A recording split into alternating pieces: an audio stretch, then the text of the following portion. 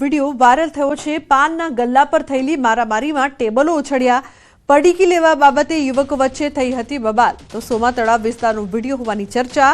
Viral વિડીયોના આધારે પોલીસે તપાસ શરૂ કરી છે। તો પડીકી લેવા બાબતે યુવકો વચ્ચે એટલી બબાલ થઈ કે ટેબલ છે તે ફેંકીને એકબીજાને મારવામાં આવ્યો। સોમા તળાવ વિસ્તારનો આ વિડીયો હોવાની ચર્ચા છે। યુવકો વચ્ચે મારામારીનો વિડીયો છે તે હાલ વાયરલ થઈ રહ્યો છે, જેના આધારે પોલીસ દ્વારા વધુ તપાસ કરવામાં આવશે। પાનના ગલ્લા પર મારામારીમાં ટેબલો ઉછળ્યા હોય તે પ્રકારના દ્રશ્યો અહીંયા જોવા મળી રહ્યા છે।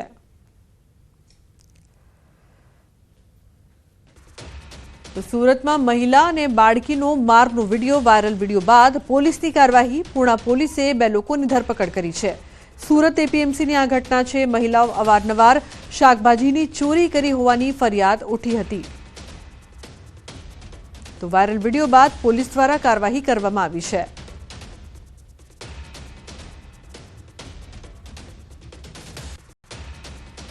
બીજી તરફ પાટણના ગાંધી આશ્રમમાં મારામારી, ચાણસ્માના ઝીલિયા ગામે મારામારી। પરિવારના 3 લોકોએ તલવારથી હુમલો કર્યો। ઝીલિયા ગાંધી આશ્રમના કર્મચારીઓને માર માર્યો। પદ્મશ્રી માલજી દેસાઈ તેમજ તેમના પુત્રને ધમકી આપી, જાનથી મારી નાખવાની ધમકી આપી હતી। ગેરકાયદેસર રીતે સંસ્થામાં પ્રવેશ કરીને ગુનો આચર્યો। સંસ્થામાં નોકરી કરનાર ક્લાર્કે અન્ય 2 શખ્સો સાથે મળીને કરી હતી મારામારી। પોલીસે ગણતરીના કલાકોમાં હુમલો કરનાર 3ને ઝડપી પાડ્યા। તો ઝીલિયા ખાતે આશ્રમમાં હુમલો કરનાર કનુભાઈ દેસાઈ, પ્રવીણ દેસાઈ અને દશરથ દેસાઈની પોલીસે પૂછપરછ શરૂ કરી છે। તો હુમલો કરનાર 3 લોકો પણ ઝડપાયા છે। સીસીટીવી દ્રશ્યો અહીંયા સામે આવ્યા છે। ચાણસ્માના ઝીલિયા ગામે મારામારીની ઘટના બની હતી, સાથે જ ધમકી પણ આપવામાં આવી હતી। મારામારીના દ્રશ્યો છે તે સામે આવ્યા, પરંતુ સતત વધતી આ ઘટના એક તરફ વડોદરા, સુરત અને પાટણથી મારામારીની જે ઘટનાઓ છે તે જોવા મળી રહી છે। યુવકો વચ્ચે વડોદરામાં મારામારી થઈ, તો સુરતમાં પણ એક મહિલા અને નાની માસૂમ બાળકીને મારવામાં આવ્યો। તો ગાંધી આશ્રમમાં પણ મારામારી, પાટણમાં પણ આ જ પ્રકારના દ્રશ્યો સામે આવ્યા છે। મારામારીના આ દ્રશ્યો કેમેરામાં કેદ। મુંબઈ હુમલાના દોષિત તહવ્વુરને ભારત લવાયો। ફ્લાઇટ લેન્ડ થઈ, એરપોર્ટ પર કમાન્ડો, પોલીસ અને બુલેટપ્રૂફ ગાડીઓ તૈયાર। આતંકીને સીધો એનઆઈએ હેડક્વાર્ટર લઈ જવાશે। મહત્વપૂર્ણ સમાચાર, પાલમ એરપોર્ટ પર ફ્લાઇટ છે તે લેન્ડ થઈ છે, કમાન્ડો છે તે તૈનાત કરવામાં આવ્યા છે। એરપોર્ટ પર કમાન્ડો, પોલીસ અને બુલેટપ્રૂફ ગાડીની પણ વ્યવસ્થા। આતંકીને સીધો એનઆઈએ હેડક્વાર્ટર લઈ જવામાં આવશે। તો મુંબઈ હુમલાના દોષિત તહવ્વુરને ભારત લવાયો છે। તો એરપોર્ટ પર ચુસ્ત પોલીસ બંદોબસ્ત, સુરક્ષાની વચ્ચે એરપોર્ટ પર બુલેટપ્રૂફ ગાડીઓ પણ તૈનાત કરવામાં આવી છે। આતંકીને સીધો એનઆઈએ હેડક્વાર્ટર લઈ જવામાં આવશે।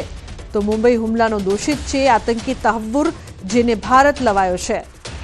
ઉલ્લેખનીય છે કે ફ્લાઇટ પણ લેન્ડ થઈ ગઈ છે। એરપોર્ટ પર કમાન્ડો તૈનાત કરવામાં આવ્યા છે।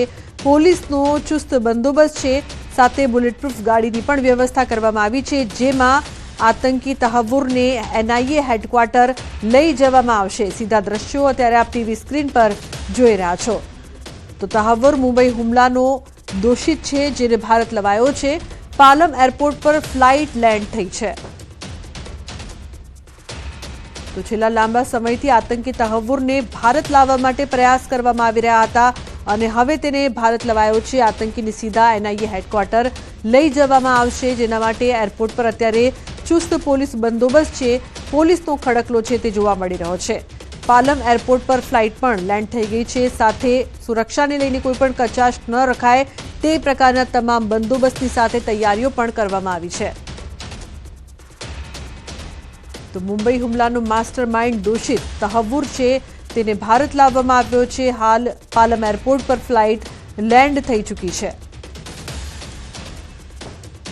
તો એરપોર્ટ પર કમાન્ડો છે તે ગોઠવી દેવામાં આવ્યા છે। પોલીસે બુલેટપ્રૂફ ગાડીની પણ જે પ્રકારની તૈયારી કરી છે, જેમાં તેને એનઆઈએ હેડક્વાર્ટર લઈ જવામાં આવશે।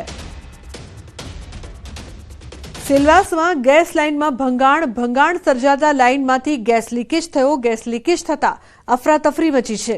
સેલવાસના આમલી વિસ્તારમાં રસ્તાના નવીનીકરણનું કામ ચાલી રહ્યું છે। આ દરમિયાન જેસીબીથી થઈ રહેલા ખોદકામ વખતે નીચેથી પસાર થતી ગેસ લાઇનમાં ભંગાણ સર્જાયું હતું। આથી પાઇપલાઇનમાં સુસવાટા કરતી ગેસની છોડો ઉડી હતી। આ ગેસના સુસવાટાના કારણે આસપાસના વિસ્તારમાં દોડધામ મચી ગઈ હતી। જો કે ઘટનાની જાણ થતાં જ સંબંધિત વિભાગની ટીમ તાત્કાલિક સ્થળ પર પહોંચી હતી અને ભારે જહેમત બાદ પાઇપલાઇનમાંથી થતા ગેસ લીકેજ બંધ કર્યો હતો અને લાઇન રિપેર કરી હતી।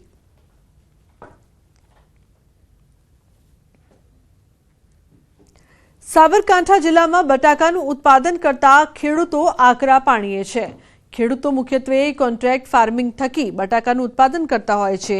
ખેડૂતો દ્વારા ચાલુ સાલે 35,000 હેક્ટરમાં બટાકાનું વાવેતર કર્યું હતું, જેમાં કંપનીઓ દ્વારા ખેડૂતોને અલગ અલગ પ્રકારની હેરાનગતિ કરવામાં આવે છે તેવું ખેડૂતો કહી રહ્યા છે। જેથી ખેડૂતો દ્વારા એક બેઠકનું આયોજન થયું હતું, જેમાં અલગ અલગ મુદ્દાઓ પર ચર્ચા કરવામાં આવી। કંપનીઓ દ્વારા ખેડૂતોને લીલું બટાકું, બ્લેક સ્પોટ, વાઢિયા સહિતની ક્ષતિઓ આગળ કરી ઉત્પાદનમાં કપાત કરાય છે। તેથી ખેડૂતોએ બાયું ચઢાવી લડત આપવાની તૈયારી બતાવી છે। ત્યારે ખેડૂતો રાજ્ય સરકાર સુધી રજૂઆત કરશે અને ત્યારબાદ પણ યોગ્ય નિર્ણય ન આવે તો ધરણા કરવાનું પણ નક્કી કર્યું છે। પીએમસી માર્કેટની અંદર 10/4/2025ના દિવસે અમે સૌ ખેડૂત મિત્રો મોટી સંખ્યામાં હાજર રહી અને અમારી લડત આપી છે। આવનારા દિવસોમાં ઇસ્કોન બાલાજી હોય, હાઇફન હોય, મેકેન કંપની હોય, પેપ્સિકો હોય અથવા તો કોઈ પણ મોટી એમએનસી કંપની હોય, જો જે રેગ્યુલર કપાત પ્રમાણે જો અમારી કપાત નહીં કરે તો અમે આ આંદોલન ઉગ્ર કરવા માગીએ છીએ। अन्य महत्वपूर्ण समाचारनी बात करिए तो મહેસાણા મહાનગરપાલિકા દ્વારા આગામી દિવસોમાં શહેરના ગાર્ડનોને વિકસાવવાનું આયોજન કરવામાં આવ્યું છે। અરવિંદ બાગ, બિલાડી બાગ જેવા ગાર્ડનને વિકસાવવામાં આવશે। સાથે જ ગાર્ડનમાં ફૂડ કોર્ટ પણ બનાવવાનું આયોજન કરવામાં આવ્યું છે। રસ્તા પરની લારીઓને ત્યાં સ્થાન આપવામાં આવશે, જેથી રસ્તા ઉપર ટ્રાફિકનું ભારણ પણ ઓછું થશે અને સ્થાનિક લોકો ગાર્ડનમાં બેસવાની સાથોસાથ ત્યાં નાસ્તો પણ કરી શકશે તેમજ અન્ય ખરીદી પણ કરી શકે છે। ટૂંક સમયમાં સ્થાનિકોને આનો લાભ મળશે। મહેસાણામાં અમુક ગાર્ડનો બહુ જૂના ગાર્ડનો છે, જેવા કે બિલાડી બાગ છે, અરવિંદ બાગ છે। આ ગાર્ડનોને અમે ડેવલપ કરવા જઈ રહ્યા છીએ। બિલાડી બાગ છે અને અમે એઝ અ ગાર્ડન તરીકે સારા એવા પ્રમાણમાં ડેવલપ કરવા જઈ રહ્યા છીએ। જ્યારે વાત રહી અરવિંદ બાગની, તો અરવિંદ બાગ એક સારું ગાર્ડન છે, પણ એ ગાર્ડનના અંદર અડધું ગાર્ડન એવું છે કે જેની ખુલ્લી સ્પેસ છે અને પાછળથી એક ગટરના નાળા જેવું નીકળી રહ્યા છે। તો અમે ત્યાં એને અંડરગ્રાઉન્ડ એક નાળો બનાવવા જઈ રહ્યા છીએ અને એની ઉપર પેવર કરી અને સારું એક વેન્ડિંગ ઝોન કરવા જઈ રહ્યા છીએ। મહેસાણામાં રીલ્સ બનાવવા જતા યુવકનું મોત નીપજ્યું। તળાવ કિનારે રીલ્સ બનાવવા જતા યુવકનું મોત નીપજ્યું। તળાવમાં પગ લપસી જતા યુવક ડૂબી ગયો। મહેસાણાના ખેરાલુના ડભોડા ગામની સમગ્ર ઘટના। ગામના તળાવ કિનારે મોબાઈલમાં રીલ્સ બનાવતો હતો તે સમયે અચાનક પગ લપસ્યું અને ડૂબી જતા યુવકનું મોત નીપજ્યું છે।